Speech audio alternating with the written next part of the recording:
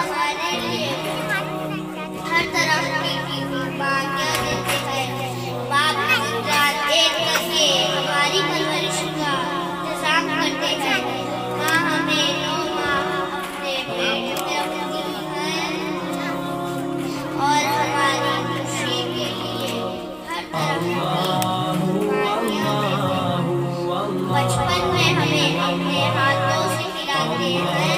माँ के कदमों के नीचे जन्नत है। बाप जन्नत का दरवाजा है।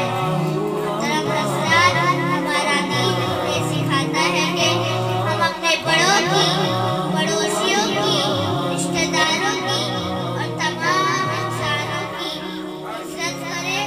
हरामखोरी, नशाखोरी, सूदखोरी और ऐसी तमाम बुराइयों से खुद को बाज रखें और दूसरों को बाज रहने की दावत दें। हमारी